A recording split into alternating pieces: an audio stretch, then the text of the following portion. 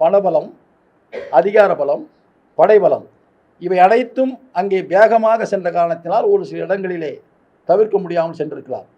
மாறாக நேர்மையாக தேர்தலை நாங்கள் சந்திக்கின்ற பொழுது நிச்சயமாக எந்த சூழ்நிலையிலும் நாங்கள் முதன்மையான இடத்தில் தான் இருப்போம். இரண்டாவது, இந்த தேர்தலை பொறுத்தவரையில் கூட்டணி என்று வருகின்ற பொழுது அனைத்து இந்திய அண்ணா திராவிட முன்னேற்றக் கழகம் தான் பலமோடு இருக்கிறது.